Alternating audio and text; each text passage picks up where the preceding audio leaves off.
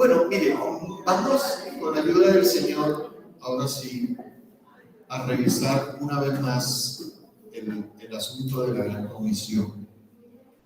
Y créanme, voy a durarme un buen tiempo trabajando en esto, porque es una de las cosas que tenemos que trabajar y trabajar y trabajar, como decía un expresidente. Hay que trabajar. Sí, hay que hacer de la iglesia la dinámica de la evangelización. Y se necesita, por supuesto, primero, pues, lo que creo yo que se necesita es obedecer. Pero bueno, hay que dar la parte teórica, hay que investigar en qué consiste la evangelización, cuál es el efecto de la evangelización, quién inventó la evangelización, qué se predica. En realidad el tema apunta a esas, por lo menos tres cosas. Una, cómo, qué y para qué. Cómo se predica en el Antiguo Testamento, que es lo que estoy tratando de hacer hice un pequeño estudio. ¿Qué se predicaba? ¿Cómo se predicaba? ¿Y para qué se predicaba? Claro, en el Antiguo Testamento usted nunca va a encontrar la palabra evangelización. Pero esa técnica, esa mecánica, esa dinámica de predicar la palabra, ¿sí?, es la misma que Jesús instituyó, no cambia. Lo que cambia, si se quiere, es que en el Antiguo Testamento se predicaba la palabra. Y ahora en el Nuevo Testamento nosotros entendemos que la palabra es Cristo. Se predica a Cristo, no a. Se predica a Cristo, se presenta a Cristo, ¿sí?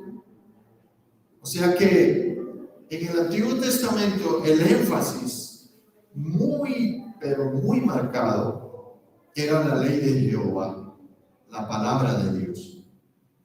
Y todavía se usa, decía yo el domingo pasado, hermanos que dicen, voy a predicar la palabra. Está perfecto, ¿sí?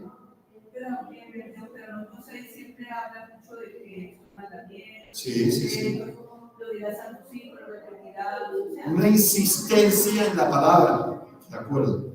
Vamos a ver hoy la Gran Comisión según San Lucas. Vimos Mateo, vimos Marcos, pero la de San Lucas también es algo interesante. Me llama la atención que cada uno de los evangelistas la da de una manera, lo mismo, pero la presenta de una manera distinta. Lucas capítulo 24, versículo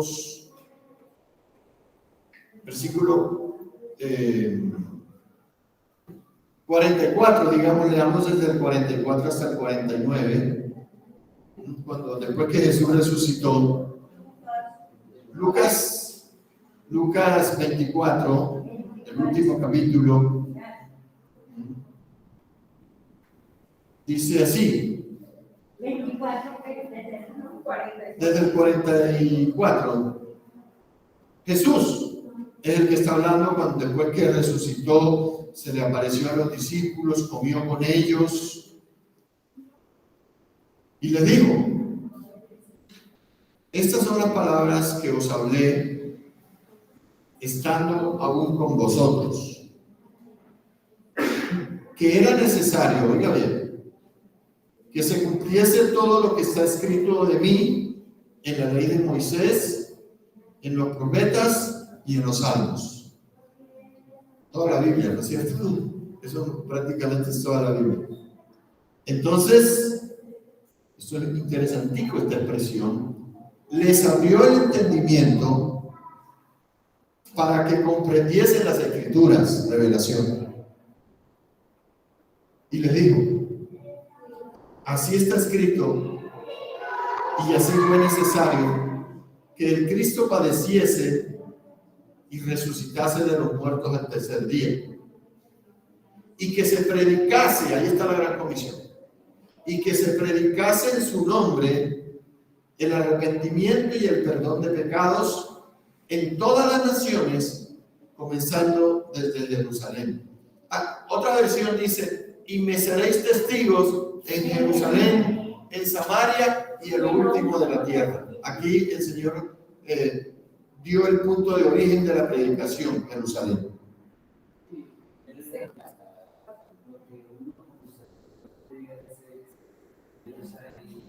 Más en la ley sí era así, de acuerdo.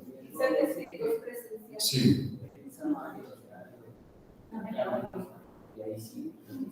Correcto. 48. Y vosotros, oiga bien, usted también, esto ya lo incluye a usted, y vosotros sois testigos de estas cosas.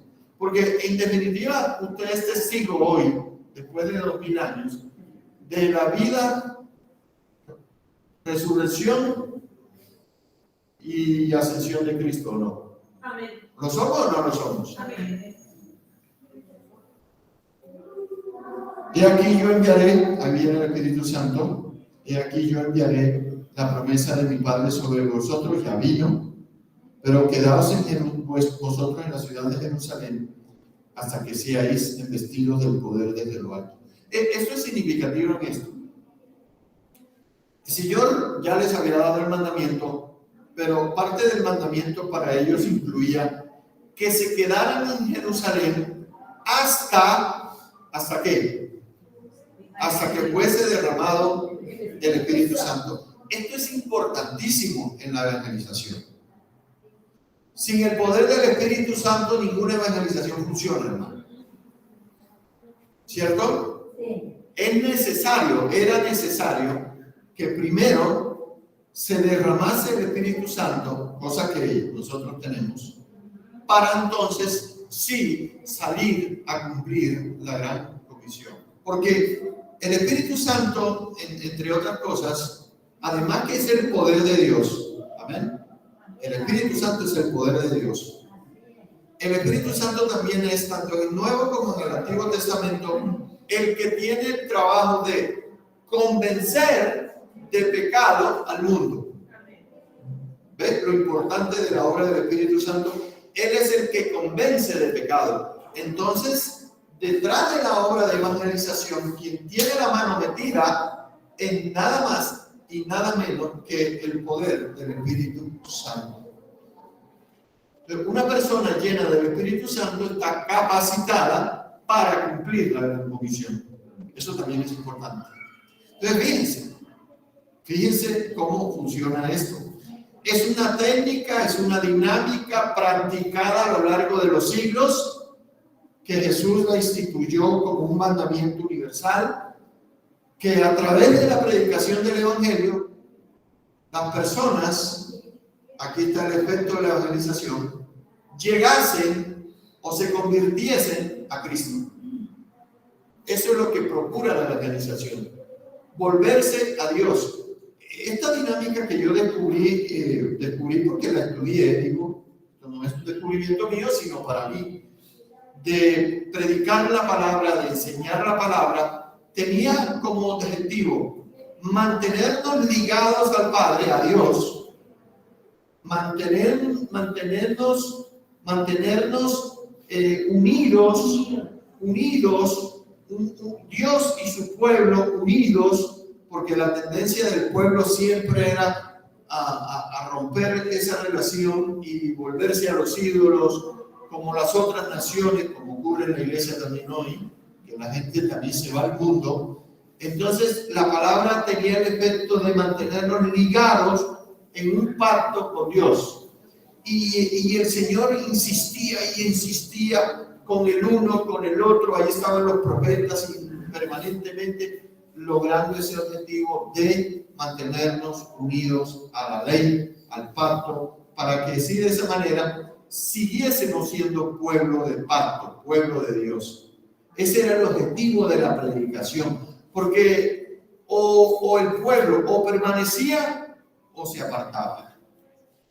Entonces la predicación procuraba, si se apartaban, volver nuevamente a los caminos del Señor. Siempre ¿y qué se hace con la evangelización moderna? Pues lo mismo.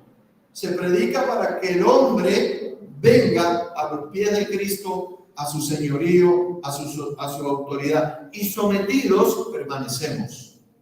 Por eso esa dinámica de la iglesia primitiva, de que, por ejemplo, a ver si es 3, ahí los primeros 3 capítulos de Hechos, que dice que perseveraban unánimes juntos. Esos tres verbos, si se quiere, perseveraban unánimes juntos en la oración, en el partimiento del pan, en la comunión los unos con los otros.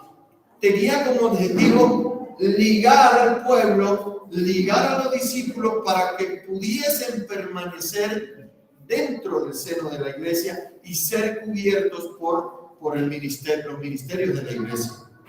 Entonces, aquí ahí donde cobra mucha fuerza y mucho valor el valor de la comunión.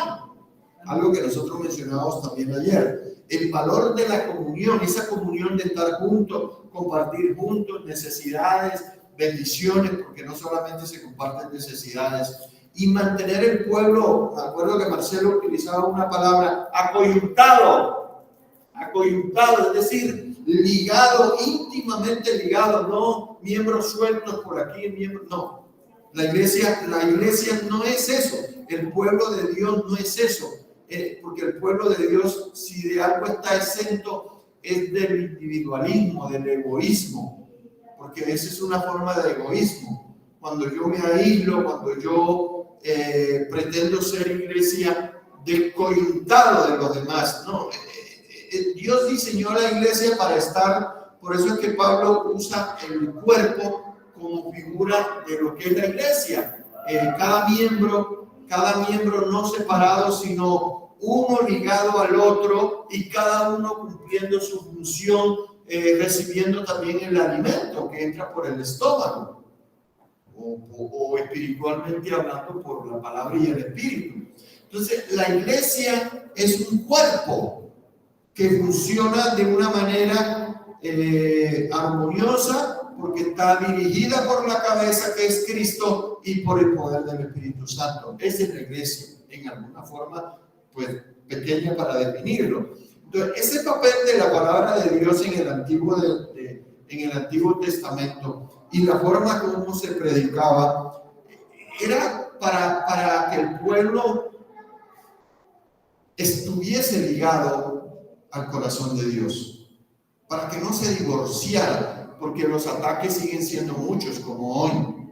El enemigo siempre está tratando de romper, de dividir, de atomizar, para que no seamos pueblo de Dios, o que vivamos como iglesia, pero con principios distintos a como se vive en las tinieblas. Entonces, vamos a seguir revisando. Yo les ruego por favor que abran sus Biblias en Deuteronomio 6 del 1 al 9, que es donde está el famoso Shema Israel, oye Israel, enfatizando el verso 4. En Deuteronomio 6 dice: oye Israel, oye iglesia, Jehová nuestro Dios, Jehová uno es. Amén. Ese es el Shema Israel. Oye Israel, Jehová nuestro Dios, Jehová uno es.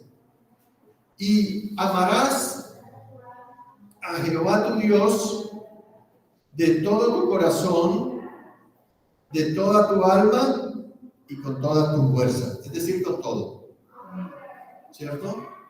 Corazón, alma y fuerzas. Verso A. Sí, claro. Verso 6. Mire, ¿qué se predicaba? Y estas palabras que yo te mando hoy estarán, ¿cómo? ¿Lo leyó? ¿Cómo? Mauricio lo leyó duro. Léanlo todo duro. Estarán sobre tu corazón. Oiga bien. Esto se interpreta así, creo yo. Sobre tu corazón significa ejerciendo señorío y autoridad sobre tu vida. Ese es el señorío de Cristo. Hoy es lo mismo. Sobre tu vida, sobre tus pensamientos, sobre tus bienes, sobre tus deseos, ese es el señorío de Cristo. Gobernando, mandando, dirigiendo. Porque es que el problema está ahí. Por eso el Señor dijo: dame, hijo mío, tu corazón, dámelo primero para que yo pueda gobernarlo, y entonces hay pacto, hay bendición y hay lo otro. ¿Entiende usted? Usted no puede pretender decir ser cristiano o ser un hijo de la ley, como se le nombraba antes, si primero no entregaba el corazón. Es importante la entrega del corazón para que tipifique un verdadero discípulo. Si no hay corazón entregado, no hay discipulado, no hay cristianismo, no somos absolutamente nada, sino unas ovejas rebeldes dentro de un rebaño. Somos cabras o somos cizaña. Un corazón que no ha sido sometido a la autoridad de la palabra o a la autoridad de Cristo no es un discípulo de Cristo. Así se reúna 1,000,000 de veces, así lea la Biblia, así ore. Primero tiene que entregar el corazón. Ahora yo digo, son razonamientos que yo digo para mí mismo. Si Dios dio todo por ti, ¿no tiene sentido que Él me pida todo a mí también? ¿O no? Pregunto. Y aquí entra el problema que tiene la gente con el asunto del dinero, los diezmos y todo esto, ¿no?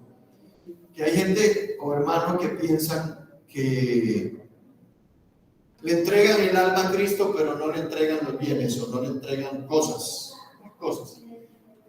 Cristo pide todo.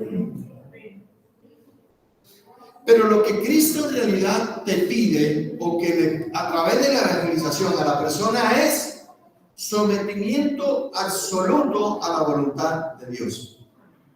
Si no, olvídese que es cristiano. Olvídese. Entonces, para mí, ese dilema de, bueno, si Dios dio todo por mí y Él me pide todo a mí, ¿por qué hay cosas que me reservo de entregarle a Dios? Entonces no ha habido verdadero arrepentimiento. Y la evangelización es una abdicación completa de rodillas hasta convertir a la persona en siervo de la palabra o de Cristo. Si no ocurre eso, no hay conversión, no hay arrepentimiento. Esto es serio. Y ahí es donde cada uno tiene que revisar sus convicciones.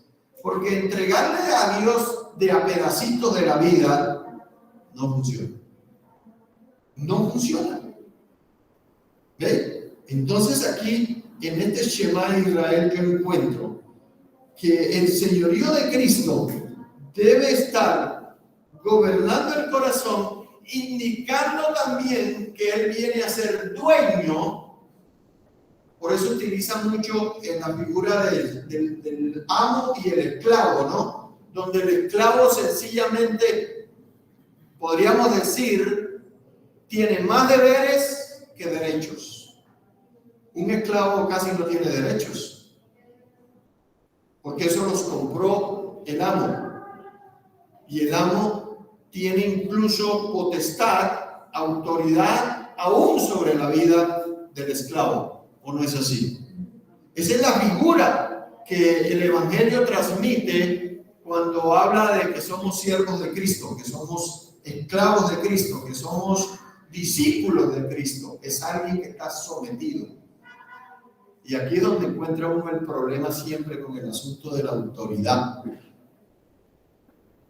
Y este Shema Israel tiene una palabra de sometimiento total a la palabra, a Cristo, que sencillamente cuando nos cuesta trabajo entregarle todas las áreas de la vida a Cristo, esos son los problemas que tenemos en la vida cristiana. Esos son los problemas. Porque no nos gusta que nos digan lo que tenemos que hacer, no nos gusta que nos disipulen, no nos gusta que, ¿entienden?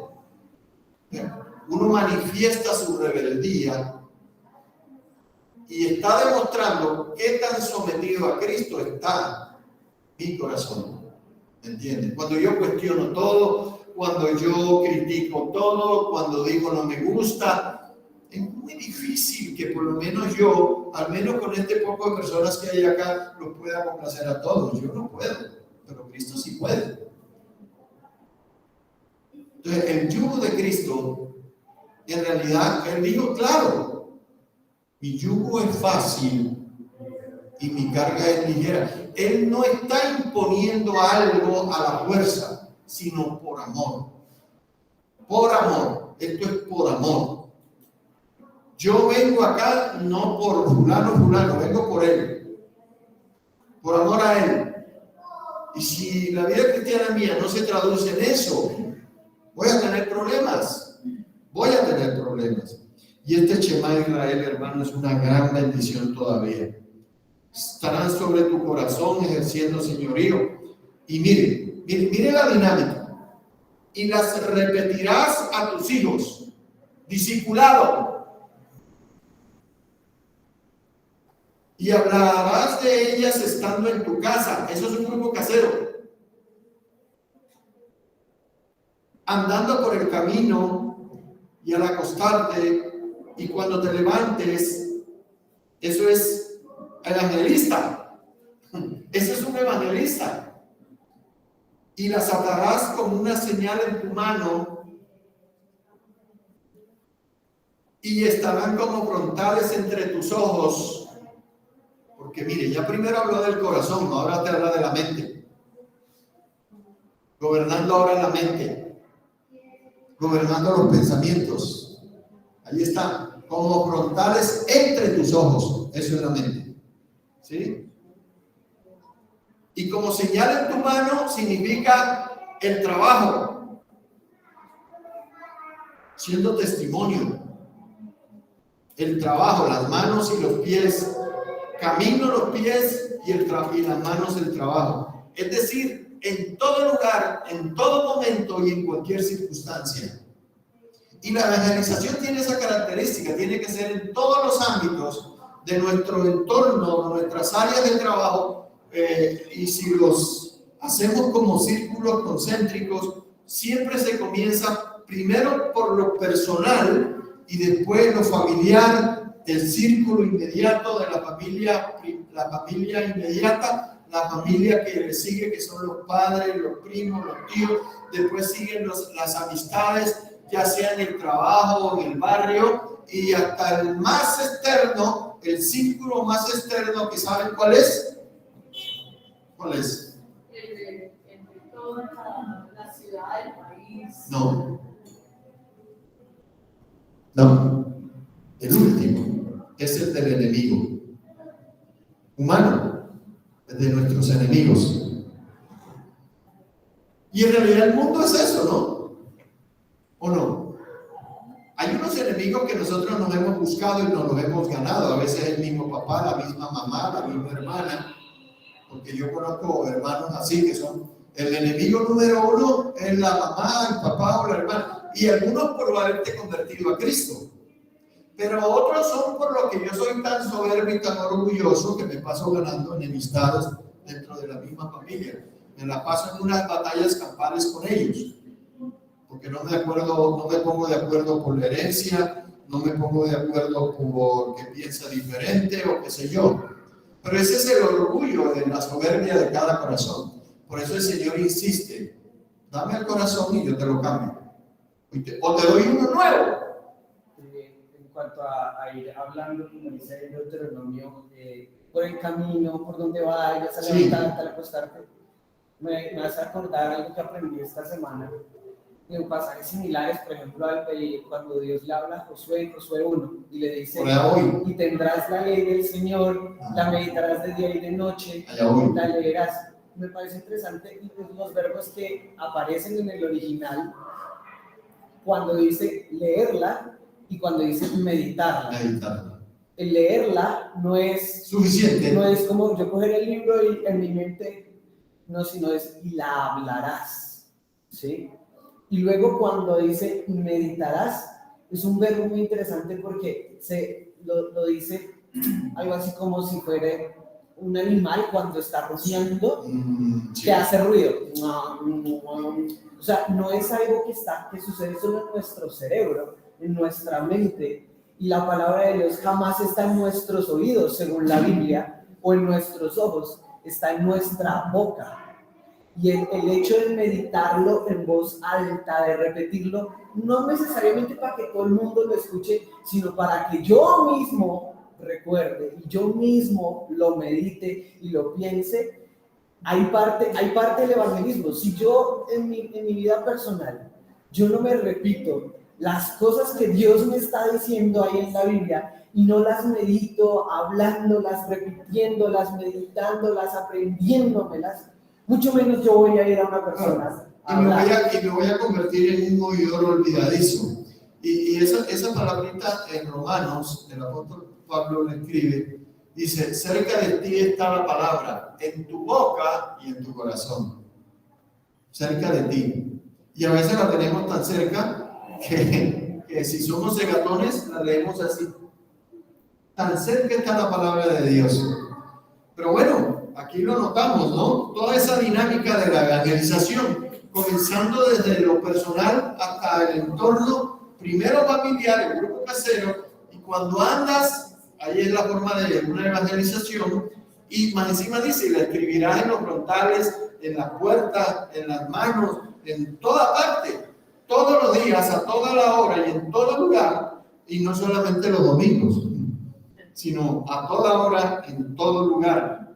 Y llama poderosamente la atención algo que está muy impreso en la antigua palabra, en la ley, que ese era un trabajo exclusivo o una gran tarea de los padres. Oiga bien, de los padres, donde ellos ejercían una forma de sacerdocio, como Abraham, Isaac, Jacob, David, todos estos hombres de fe del Antiguo Testamento, de la gran galería de los hombres de fe de Hebreos 11. Esto es bueno mencionarlo, porque si alguien brilla por su ausencia hoy para cumplir esto, son los padres. ¿Me entienden? Hoy se paga para eso. Se le paga al pastor, se le paga a la maestra de escuela dominical, se le paga a la aya, o ¿cómo se llama la que cuida a los niños en la casa? ¿Ah? La niñera, o la institutriz, si quiere un término más técnico, o a la vecina, o a la tía, o a la abuela, o al vecino. Al sustituto por el padre. Y para esta función no hay sustitutos. Si los padres no cumplen esta función, no hay garantía de que los hijos van a seguir el camino del Señor. Esto es importantísimo. Y más aún, el trabajo de enseñarle la palabra de Dios a los niños, porque usted puede pagar una niñera, usted puede pagar, pero puede ser la más inconversa de todo el universo y sus alrededores. ¿Se nota?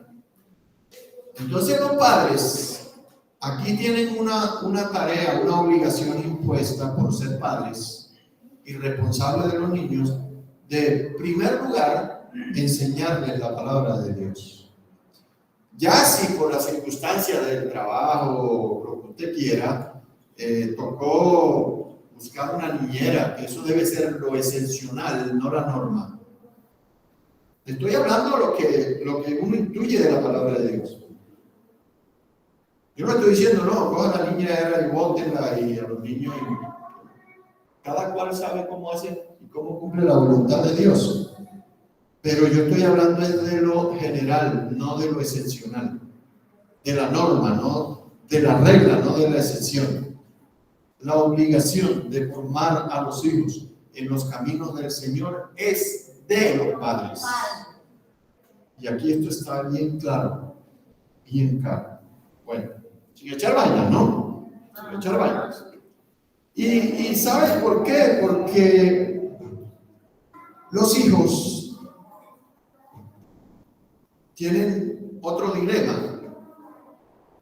Hay hijos que le creen más a la institutriz que a los padres, pero por el testimonio malo de los padres, que no son serios, no son responsables, ¿me entiendes? Entonces, a veces tú puedes encontrar una institutriz que ama al Señor y que está interesado en las cosas del Señor. Por ejemplo, le voy a poner un ejemplo.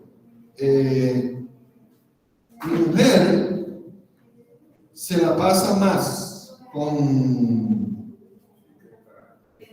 Emilia y Matías que los mismos padres. Yo, sin echar vainas. Pero echándolas. Y mi mujer, digan lo que quieran, que busca el libro del siglo VIII antes de Cristo, digan lo que quieran. Ella siempre está preocupada, siempre, de darles la palabra del Señor a esos niños.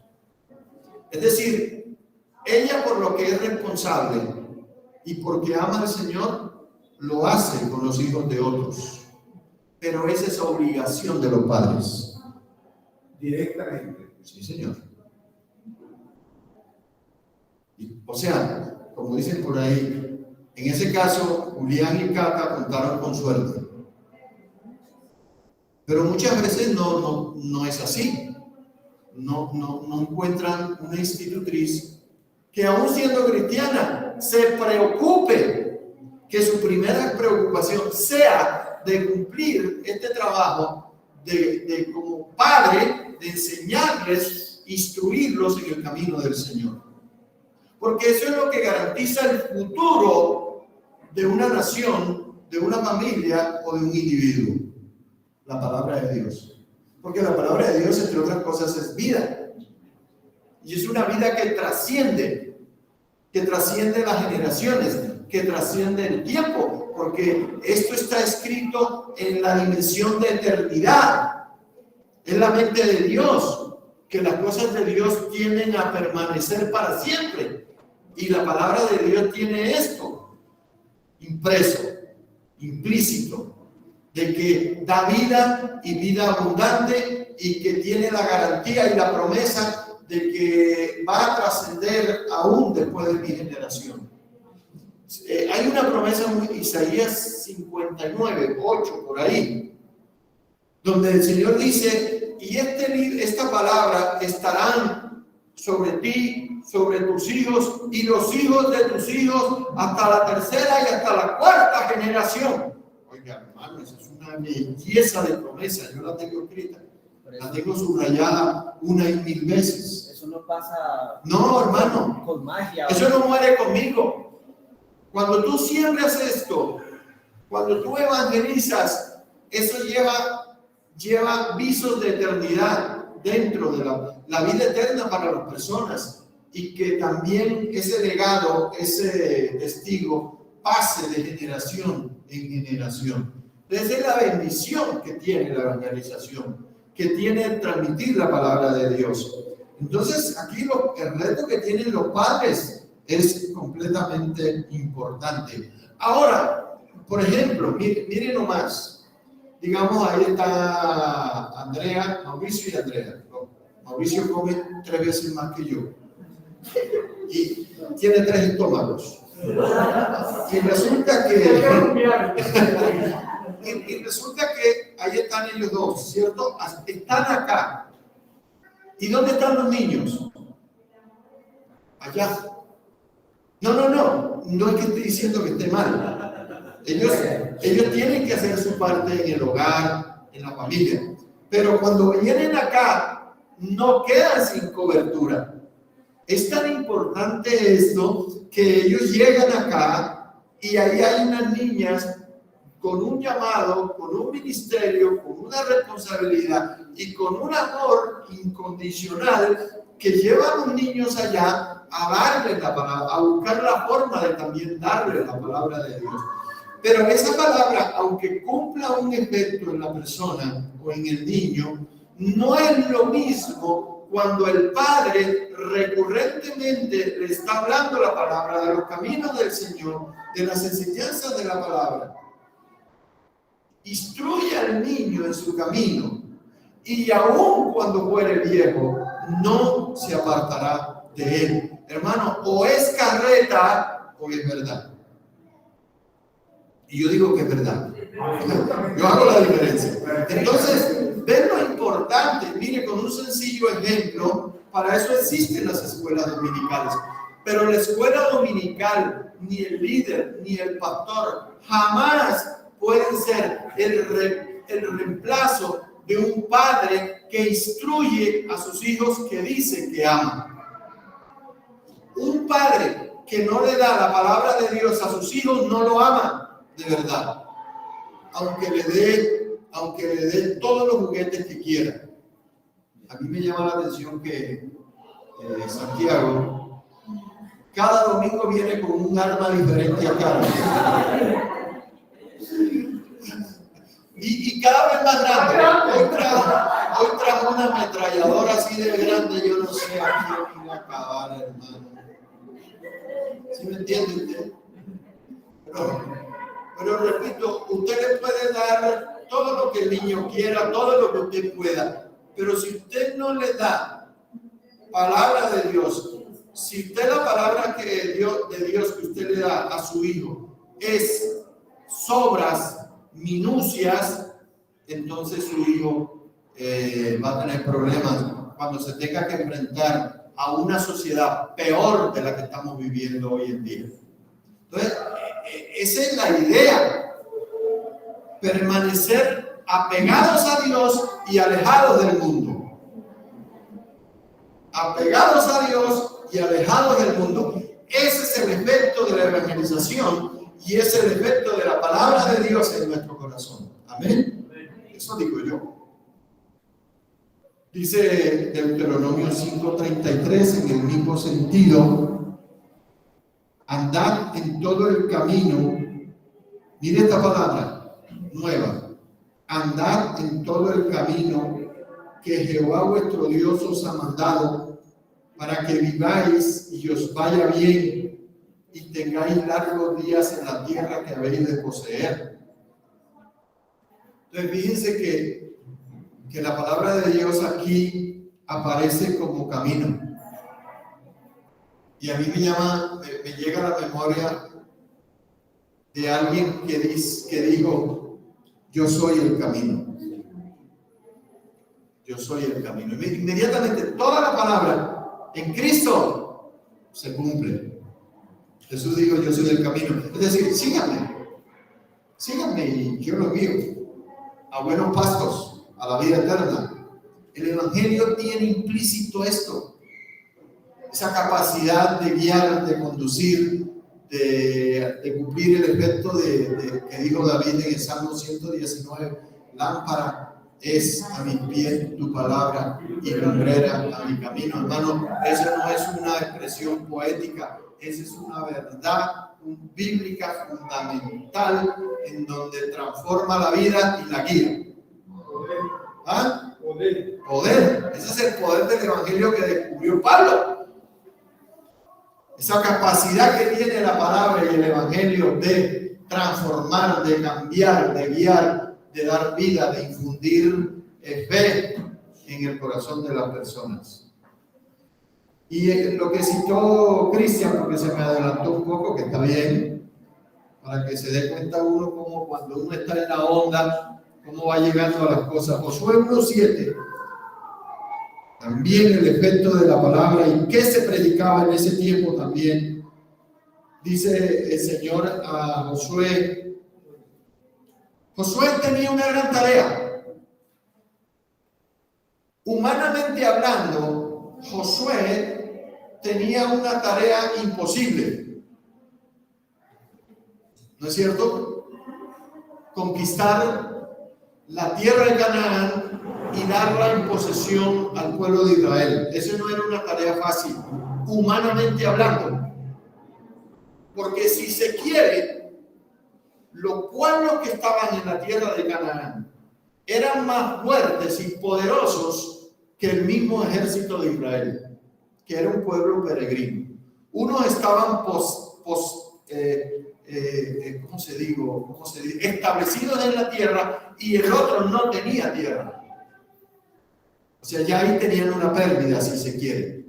Pero lo que le iba a garantizar la conquista a Josué y al pueblo de Israel, ¿qué era? Esta recomendación que va a aparecer también ahora aquí. Apegaos a Dios, apegaos a la palabra, cumpliendo la palabra. Porque inmediatamente se desvincularon de la palabra, venía la derrota. Y Josué, si quiere pregúntele a Josué, es testigo de esto. Con Jericó y con Ai, inmediatamente llegaron a la tierra y trataron de conquistarla. Inmediatamente se apartaron y pecaron. Chao, hermano. Chao. Los empezaron a cercenar por todos los lados. Hubo muertos, hubo derrotas. Y tenían ganas de volverse otra vez. Entonces el Señor le dice a Josué, sí, yo te encomiendo la tarea de ir a entregarle la tierra. Ya Moisés los transportó a lo largo de 40 años por el desierto, los soportó todo lo que quisieron, se rebelaron. ¿Se acuerdan de Datán y Abiram, Nabat y Abiú? Bueno, eso es rebelión. Y eso ocurre todavía en la iglesia. Y le dice el Señor, solamente, dice, lo único que tienes que hacer, si quieres garantizar la posesión de la tierra, es esfuérzate y sé valiente para cuidar. Mire que la valentía no solamente era para enfrentar a un enemigo más poderoso, ahí estaban los gigantes. Valiente no, muy valiente. Muy valiente. Gracias, mi hermano, por la aportación esa. Muy valiente. Pero valiente más que todo para cuidar de hacer conforme a toda, no a pedacitos, no a versiculitos, como usamos hoy en día, versiculitis aguda, sino toda la ley que mi siervo Moisés te mandó. O sea que ya hubo discipulado aquí. ¿Quién discipuló a Josué? Y a Caleb, Moisés. Y aquí hubo un trabajo, o mejor, para encauzar los padres de Josué y los padres de Caleb, o los líderes espirituales del pueblo, que son los que siempre tienen la función de instruir en los caminos del Señor. ¿No es cierto? Entonces, él tenía que ser muy valiente en guardar primero toda la ley que mi siervo Moisés mandó. Y le dice el Señor, y no corras el riesgo de apartarte de ella, ni a la derecha ni a la izquierda, para que seas prosperado en todas las cosas que emprendan. Esto es una gran bendición. O sea, la obediencia a la palabra nos garantiza la victoria. Gracias por el amén, hermano. Yo estoy tratando aquí de gañotarme para sacarle un amén a ustedes y ustedes se quedan callados, hermano. Amén. Verso 8. Mira, igualito a los anteriores. Nunca, pero nunca de los jamases, como dicen por ahí, se apartará de tu boca. Eso es predicación, este libro de la ley, sino que los domingos por la mañana, ¿aquí qué dice? Muy santamente.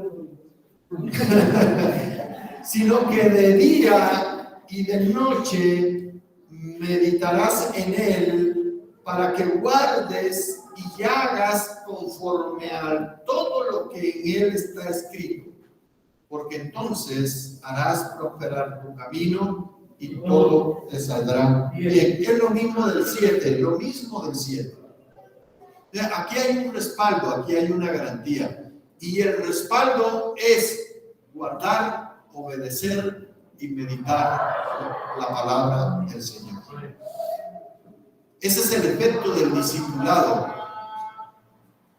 Ese es el efecto de la evangelización en el Antiguo y en el Nuevo Testamento. Amén. Ahí está bien, ya comenzaron a hacer los amenes. Ahora yo pregunto, ¿no? Si todo esto que hemos leído ahí nomás, en estos pequeños versículos, cortos versículos más bien, no es evangelización y discipulado, entonces ¿qué es? Y eso es para romper la idea de que esto de la evangelización es del Nuevo Testamento, es de la iglesia primitiva. No.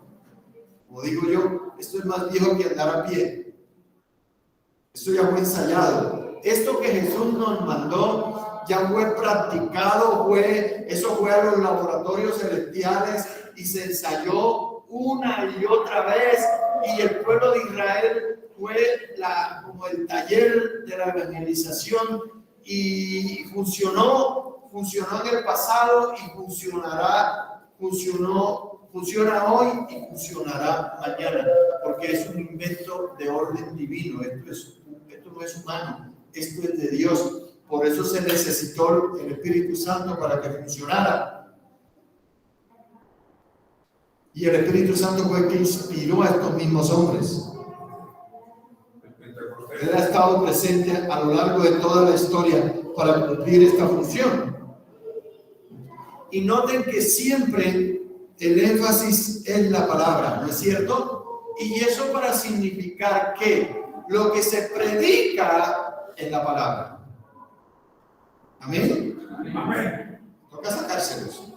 Lo que se predica es la palabra, no cualquier cosa. Se predica la palabra, se predica el libro, se predica la ley.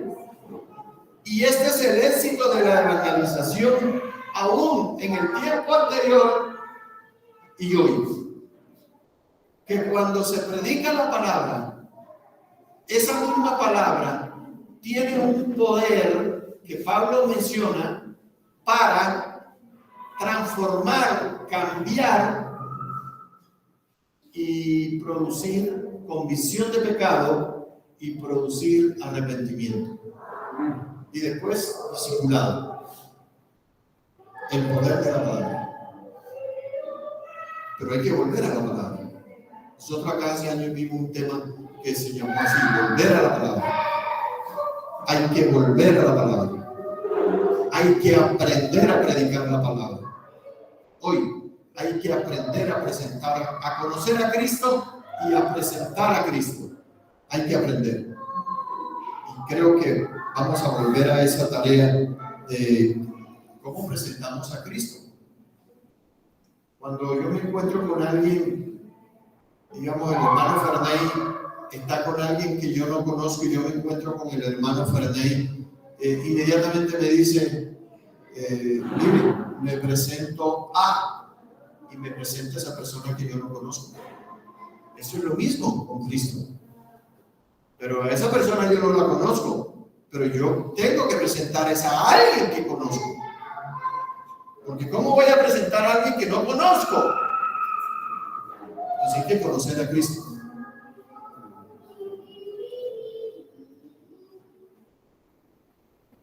Miren esta dinámica de evangelización. Segunda Crónicas, capítulo 14. No segunda de Corintios, no, segunda de Crónicas, para que nos traslademos al Antiguo Testamento. En el tiempo de los reyes de Israel, ¿no? Y de Judá, sobre todo de Judá. Segunda Crónicas 14:2. Dice ahí un título: Reinado de Asa en Judá. Voy a ir más rápido. E hizo Asa lo bueno y lo recto ante los ojos de Jehová su Dios. Asa fue un rey bueno, rey de Judá. Verso 4. Y mandó a Judá, mire bien, evangelización, aquí está, y mandó a Judá que buscase a quién, el Dios de sus padres. Segunda de Crónicas 14, desde el 2 si quieren. Y mandó a Judá que buscase a Jehová, el Dios de sus padres, porque lo habían dejado, y pusiese por obra ¿qué? La ley. ¿Y qué más? Mandamientos. Mandamientos. Típica evangelización, hermano. Ahora, noten que lee el rey. ¿Qué coyuntura usa Asa para lograr este objetivo de que el pueblo se volviese a Dios y a su palabra? Su investidura. Él usó y aquí habla de estrategia, ¿no es cierto? Él usó su investidura como rey para, a su vez, hacer ese trabajo de evangelizar, entre comillas, en ese tiempo, de preocuparse por el estado espiritual de su pueblo y darse cuenta de que primero que los males que estaban padeciendo era por haber dejado la ley, de haber dejado a su Dios. Y él tiene un anhelo en su corazón, volver el pueblo a Dios. Y miren la tarea que hace. Y manda al pueblo de buscar a Dios y su palabra y de volverse a Dios. Eso es evangelización. ¿Sí? Y miren, en el capítulo 15 de Segunda de Crónicas, versículo 3. Mira el corazón de este evangelista antiguo. Él dice: muchos días ha estado Israel sin verdadero Dios. Oiga bien, ¿por qué? Porque el pueblo se había apartado. ¿Y a qué se había vuelto? A los ídolos. O sea que el verdadero Dios no estaba en el asunto. Dice: muchos días ha estado Israel sin verdadero Dios y sin sacerdote que enseñara y sin ley. Esa palabra en griego es anomia. Anomia es un término que significa sin ley. Y estaba hablando aquí en este caso el profeta Azarías. Ustedes lo leen más rápidamente. En el verso 8, segunda parte, dice: imagínense, miren el estado espiritual de un pueblo que se alejó de Dios. Y reparó el altar de Jehová que estaba delante del pórtico de Jehová. O sea, no había ni culto. Eso es terrible. Mire, era tan grave el asunto que había en Judá y en Israel, ni se diga. Había una idolatría tan arraigada en el pueblo que al único que no se le ofrecía culto era al Dios verdadero. Observe su entorno. Es lo mismo. Y el rey Asa reúne a todo el pueblo, les pone la situación. Él usó, por supuesto, que era aquel profeta, a los líderes del pueblo, a las personas que sabía que estaban con él, porque esta era una situación también complicada, ¿saben? Porque cuando tú vas a pretender arrancarle a Satanás de sus manos al pueblo, a la familia, el enemigo no se va a quedar quieto. Si usted leyera toda la historia, usted va a encontrar que tanto en el tiempo de Josafat, tanto en el tiempo de Asa, en cualquiera que pretenda el bienestar del pueblo de Dios, Moisés en Egipto, usted siempre va a encontrar que enseguida el enemigo se levanta para frustrar el deseo de que el corazón vuelva a Dios. Satanás siempre se va a levantar. Porque él también va a defender sus intereses, ¿o no? Ah, bueno. Entonces el rey Asa reunió al pueblo, le puso la situación y en consecuencia hubo un verdadero avivamiento espiritual, porque la evangelización produce eso, o un avivamiento individual o colectivo, tiene esa capacidad del evangelio. Y aquí ocurrió eso. Hubo un avivamiento espiritual genuino. Y noten que el espíritu que movió a Asa y a su gente es siempre el espíritu de la evangelización. Mover, revolver los intereses de Satanás, concientizar a la persona de pecado y producir la conversión. Aquí ocurrió producir el arrepentimiento y volverse a Dios. Y lo logró porque Dios siempre tiene su mano metida en el asunto. Allá hay un amén. Detrás de la evangelización, aquí no importa antiguo, nuevo, hoy, no importa. Siempre en la evangelización, Dios tiene su mano metida. No, pero es que es el más duro que un sancocho de balín. ¿Sí? Pero ¿quién es más poderoso? ¿El corazón mío o el poder de Dios? ¿Quién tiene garantías ahí de poder permanecer? Dios. Entonces, cuando yo me convenzo de eso, como Pablo, porque no me avergüenzo del evangelio porque es poder de Dios. Ese era lo que movía a Pablo, a él no le importaba Atenas.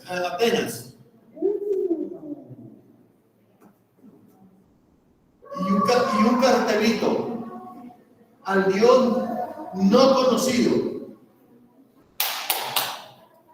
Ya tengo la herramienta para hablarle a esta gente, estrategia. Eso te lo da el Espíritu Santo. Muchachos de Atenas, ¿y qué hizo? Les presentó a Cristo, les habló de la resurrección de Cristo. Algunos se burlaron, pero él cumplió su función, ¿no es así? Ahora, no siempre que se predica el evangelio se van a convertir todos o ese mismo día. Si usted se ha dado cuenta cómo era su corazón y el mío de duro, a veces nos predicaron por años. Yo conozco casos de personas que se han muerto predicándole el evangelio a los hijos y todavía el día de hoy no se han convertido. Pero como dicen en mi tierra, a cada marranito le llega su Nochebuena, con Navidad y todo. Entonces uno pueda que esa persona no se convierta, pero por lo menos tuvo la oportunidad. Y Dios no te va, leyó a Heriberto hace unos días lo de la atalaya de Israel, ¿se acuerdan? Que Dios no nos cargue a nosotros la responsabilidad de que esa persona se murió cuando yo tuve la oportunidad de predicarle a Cristo. A mí me ha pasado.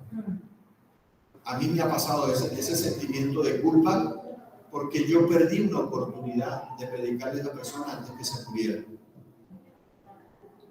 Porque tú eres el responsable. Si Dios te puso alrededor, el culpable eres tú. Bueno, o a mí, ¿no? Entonces este hombre, preocupado, con una carga en su corazón. Yo pregunto, ¿usted tiene carga en su corazón por los otros perdidos? Si no la tiene, póngasela, hermano. Póngasela, porque eso es lo que la Gran Comisión impone. Carga, dolor. Y miren, en 2 Crónicas 15:13, mire hasta dónde llegó este hombre. ¡Qué hombre tan atrevido! ¡Qué hombre tan osado! ¡Y qué hombre tan audaz! ¡Y qué hombre tan preocupado por un pueblo alejado de Dios! Asa, el rey Asa, promulgó una ley de la República. Jefe de Estado. Imagínese. Que cualquiera que no buscase a Jehová, el Dios de Israel, muriese, grande o pequeño, hombre o mujer. Oiga, este hombre era valiente, este hombre era bravo.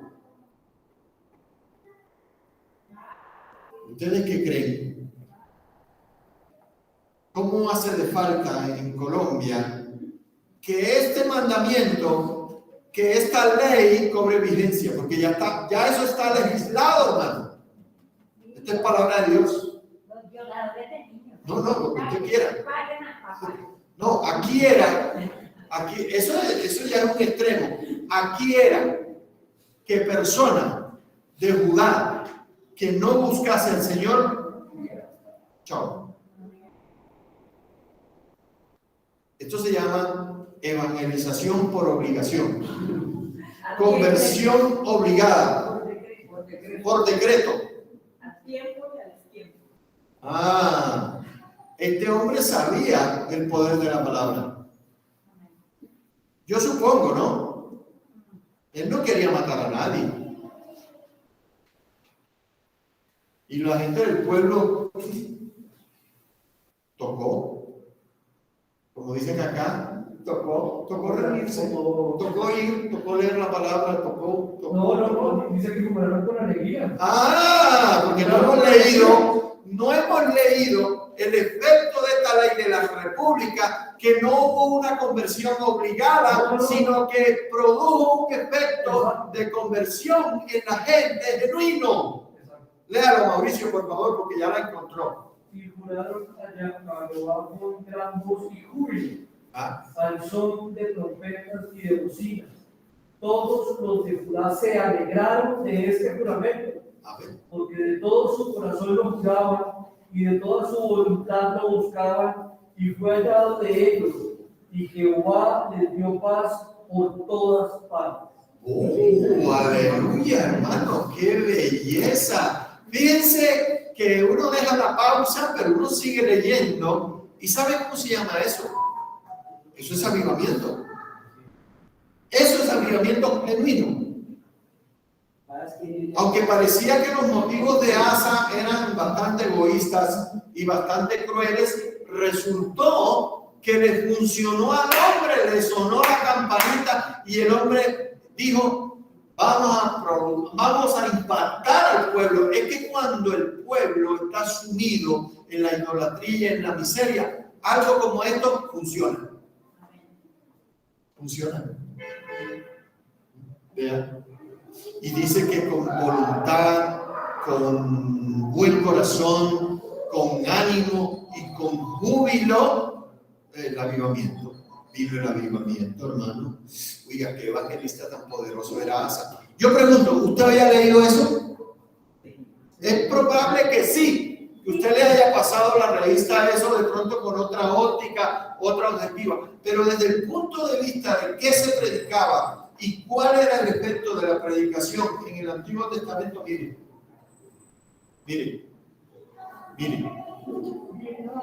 Porque Dios tiene la mano metida en el asunto. Porque Dios respalda su palabra. Porque Dios respalda a los de corazón humilde, que con voluntad, sin importar el costo, se atreven a compartir la palabra del Señor, hermano. En el 11 está la oración. Sí, qué largo. Mauricio también resumió, y yo más, porque yo ni siquiera, si yo me pongo a leer toda la historia, hermano, es toda crónicas que hay que leerlo. Uy, hermano, qué cosa tan tremenda. Les repito, alguien dirá, bueno, esa es una conversión obligada, porque con una amenaza de muerte, así se convierte cualquiera. Uy, hermano, ojalá existiera eso en la iglesia y en Colombia. Seríamos distintos, ¿ya? El pueblo de Israel conocía la palabra, sigue la ley. Claro. Estaban alejados. Entonces ahí En ese caso es como evangelizando a la iglesia, ¿no es cierto? Al pueblo. Conocían la palabra cuando la decretaron, que se tiene alegría y muy importante. Uno supone que es más fácil, pero a veces no es tan así. El verso 14 lo registra muy bien, que juraron, etcétera, etcétera. Y ese avivamiento le ayudó al rey poder cumplir su función y que también Judá permaneciese como pueblo. Entonces, aquí ocurre un avivamiento, ya sea individual o colectivo, en este caso fue colectivo, y eso es lo que yo digo, que esta es la razón por la cual hay que predicar, como dice el apóstol Pablo a Timoteo, en 2 Timoteo 4, del 1 al 4, que hay que predicar a tiempo y fuera de tiempo.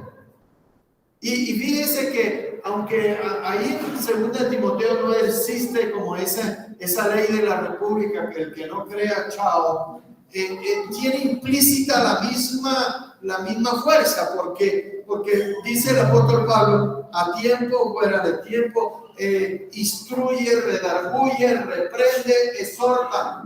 Y ahí es cuando dice a tiempo y fuera de tiempo.